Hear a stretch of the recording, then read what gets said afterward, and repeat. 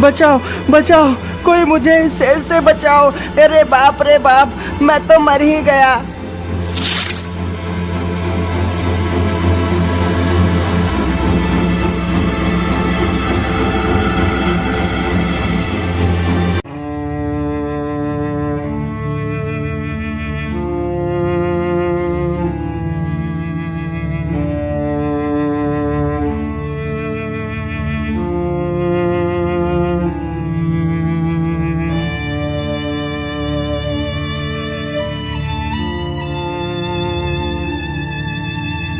हे प्रभु, मैं आपकी सेवा हृदय से करता हूँ, फिर भी मेरे सराय में कोई भी ठहरने के लिए क्यों नहीं आता?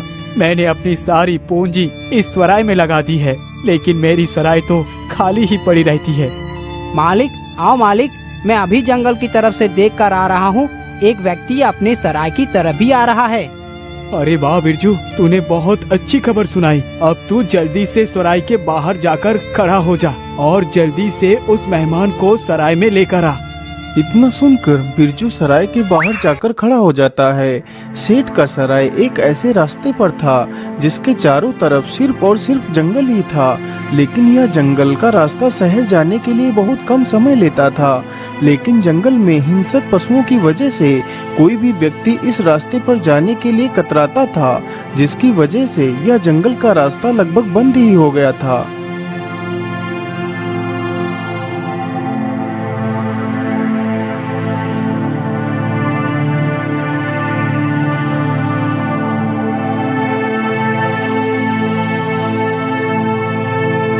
अरे आइए आइए भाई, थोड़ा सा आराम कर लीजिए और थोड़ा सा खाना पीना खा पी लीजिए, फिर आराम से चले जाना। अरे भाई, मैं थक तो बहुत गया हूँ और मुझे जोर जोर की भूख और प्यास भी लगी है, लेकिन मैं... अरे भाई, लेकिन वेकिन कुछ नहीं, आज आपको हमारे सराय का खाना पीना जरूर खाना पड़ेगा। चलो हमारे साथ। बिरजू उस व्यक्ति की पूरी बात भी नहीं सुनता और उसे सराय के अंदर ले जाता है। आइए आइए भाई, आपका स्वागत है हमारे सराय में। ये लीजिए, पानी पी लीजिए। युवक जल्दी से पानी का गिलास लेकर पानी पी लेता है। तब तक बिरजू युवक के लिए अच्छे अच्छे पकवान थाली में सजा देता है। युवक पकवान देखकर बड़ा खुश हो जाता है। पकवान देखकर उसे रहा नहीं जाता, वह जल्दी से सारे पकवान चट कर देता है। वाह वाह, खाना तो कितना स्वादिष्ट था। इतना स्वादिष्ट खाना तो मैं अपने पूरे जीवन में कभी नहीं खाया, और खाना खाकर तो मुझे बहुत जोर की नींद भी आ रही है। हाँ हाँ, क्यों नहीं, आप थोड़ा सा आराम कर लीजिए, फिर आराम से चले जाना। इतना सुनते ही वह युवक वहीं पर लेटकर सो जाता है।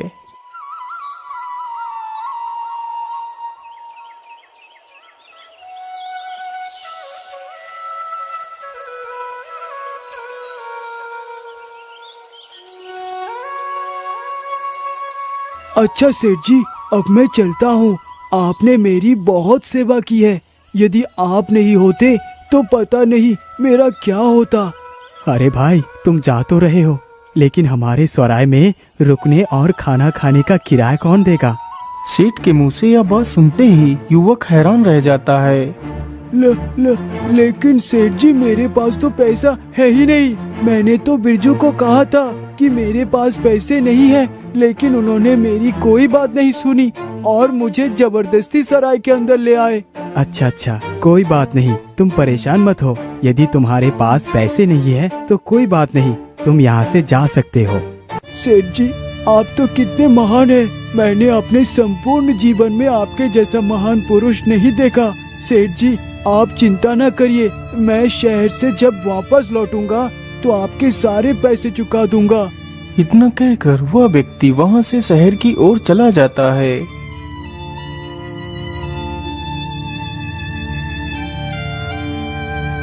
मालिक, ये आदमी तो हमें फायदा करवाने के वजह हमारा नुकसान करवा कर चला गया। अरे कोई बात नहीं बिरजू, नुकसान तो हमारा रोज ही होता है, थोड़ा सा और हो गया तो क्या फर्क पड़ता है। वह दोनों इतनी बात कर ही रहे थे कि तभी उधर से एक कुम्हार मिट्टी के बर्तन अपने सिर पर रखकर वहीं पर आ जाता है जहां पर वह सराय था। अरे भाई, क्या मुझे थोड़ा सा पानी मिल सकता है?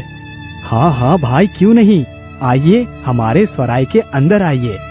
इतना कहकर सेठ कुम्हार को भी सराय के भीतर ले जाता है और कुम्हार की भी सेवा सत्कार बड़े ही इत्मीनान से करता है। सेठ जी, मैंने आपके बारे में बहुत कुछ सुना है। आप एक बहुत अच्छे इंसान हैं। हाँ हाँ भाई, बस ऊपर वाले का आशीर्वाद है।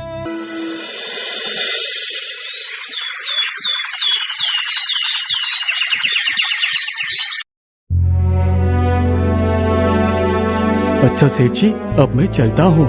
लेकिन भाई, आपने सराय में ठहरने के तो पैसे दिए ही नहीं। वैसे आपके कितने पैसे हुए सेठ जी? भाई, आपके 2 रुपए हुए। लेकिन सेठ जी, मेरे पास 2 रुपए तो है ही नहीं। मेरे पास तो सिर्फ 20 पैसे हैं। यदि आप चाहें तो मेरे कुछ मिट्टी के बर्तन रख सकते हैं। अरे नहीं नहीं भाई, मैं इतना भी खुद कर्ज नहीं हूँ कि पैसे के लिए तुम्हारा सामान ले लो। तुम जा सकते हो। वाह सेठ जी, आज तक तो आपके बारे में सिर्फ सुना ही था, आज देख भी लिया। आप तो वाकई कितने महान व्यक्ति हैं। मैं आपसे बहुत प्रसन्न हूँ, इसीलिए मैं आपको एक उपहार देना चाहता हूँ। इतना कहकर कुम्हार एक मिट्टी की चौक निकालता है।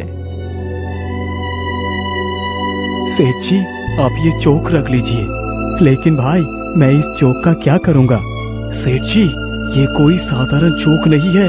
मैं आपको इस चौक का कमाल दिखाता हूँ। हे जादुई चौक, इस दीवार पर एक मोर का चित्र बना दो।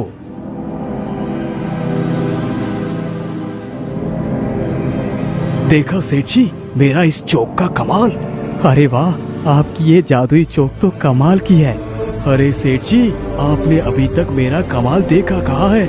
जरा इधर देख। इतना बोलकर कुम्हार 2 बार ताली बजाता है। तभी वह दीवार पर बना हुआ मोर का चित्र जीवित हो जाता है और वहीं पर नाचने लगता है। यह देखकर सेठ और उसका नौकर हैरान रह जाते हैं। तभी वह कुम्हार फिर से ताली बजाता है। इस बार कुम्हार ने 3 बार ताली बजाई थी। तभी वह मोर फिर से उसी दीवार में समा जाता है।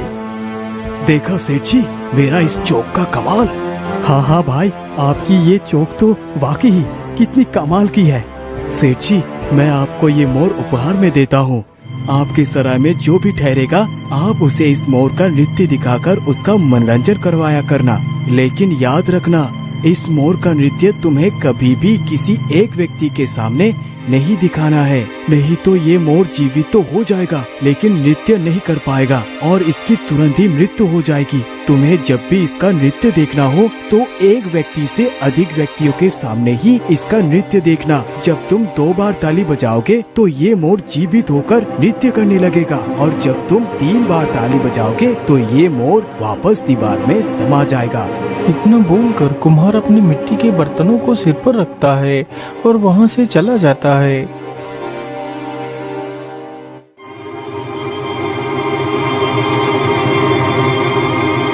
मालिक, क्या ये बात सच है या फिर मैं कोई सपना देख रहा हूँ? क्या ये मोर सच में आपके ताली बजाने पर नृत्य करेगा? हाँ बिरजू, ये बात तो मैं भी सोच रहा हूँ। क्या ये सच में ये मोर ताली बजाने पर नृत्य करेगा? मालिक, मैं तो कहता हूँ आप एक बार इसका परीक्षण जरूर कीजिए। बिरजू की यह बात सुनकर सेठ 2 बार ताली बजाता है। ताली के बजते ही मोर जीवित होकर नृत्य करने लगता है। तभी उधर से गुजरते हुए कुछ लोगों की नजर मोर पर पड़ती है तो वह लोग वहीं पर खड़े होकर मोर का नृत्य देखने लगते हैं। साथ ही साथ सेठ की काफी सारी बिक्री भी हो जाती है। ये देखकर सेठ बड़ा खुश हो जाता है।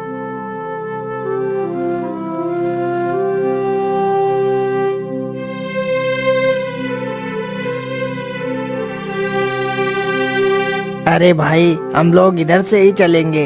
रास्ते में एक सराय है, वहाँ पर एक बहुत सुंदर मोर नृत्य करता है। लोग कहते हैं कि वह एक जादुई मोर है। हाँ हाँ भाई, तो फिर हम लोग जरूर इधर से ही चलेंगे। धीरे धीरे यह बात पूरे राज्य में फैल जाती है। अब तो सेठ के सराय में कभी भीड़ खत्म ही नहीं होती थी। अब तो सेठ काफी ज्यादा अमीर हो चुका था।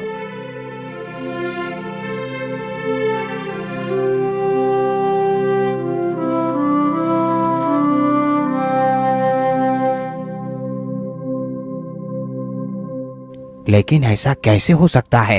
आखिर कोई तस्वीर जीवित कैसे हो सकती है? मालिक, यदि आपको मेरी बात पर विश्वास नहीं है तो हमारे साथ चलकर देख लीजिए। यदि ऐसी बात है तो फिर हमें जरूर चलना होगा।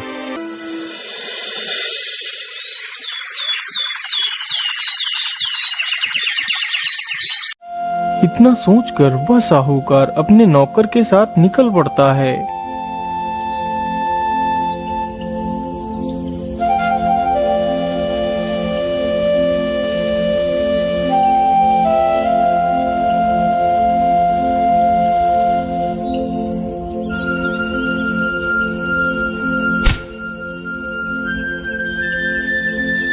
आइए आइए भाई, आपका हमारे सराय में स्वागत है। अरे भाई, हम बहुत दूर से आ रहे हैं। हमने सुना है कि आपके पास एक जादुई मोर है जो सभी को नृत्य दिखाता है। हाँ हाँ भाई, आपने एकदम ठीक सुना है। तो फिर मुझे जल्दी से उस मोर का नृत्य दिखाइए। हाँ हाँ, क्यों नहीं, जरूर दिखाएंगे। पहले कुछ खाना पीना खा पी लीजिए और थोड़ा सा आराम कर लीजिए और कुछ लोगों को और आ जाने दीजिए, फिर मैं सभी को अपने मोर का नृत्य दिखाऊंगा। अरे नहीं नहीं, मैं खाना घर से ही खाकर आया हूँ। मैं तो बस तुम्हारी मोर का नृत्य देखना चाहता हूँ। लेकिन भाई, मैं आपको उस मोर का नृत्य अकेले नहीं दिखा सकता। अरे नहीं नहीं, मैं मोर का नृत्य सभी के साथ नहीं देखूंगा। मुझे मोर का नृत्य अकेले ही देखना है। बताओ, तुम्हें इसकी कितनी कीमत चाहिए? अच्छा अच्छा, ठीक है भाई, मैं आपको मोर का नृत्य अकेले ही दिखाऊंगा। इतना सुनते ही साहूकार एक पोटली भरकर सोने की असरफियां निकालकर सेठ के सामने रख देता है। चमचमाती मोहरे देखकर सेठ के मन में लालच आ जाता है, जैसे कि इतनी सारी मोहरे उसने अपने जीवन में पहली बार देखी हों। अच्छा अच्छा, ठीक है भाई, मैं आपको मोर का नृत्य अकेले ही दिखाऊंगा। अरे सेठ जी, आप ये कैसी बातें कर रहे हैं? तुम शांत रहो बिरजू। आइए भाई, अंदर आइए, मैं आपको मोर का नृत्य दिखाता हूँ।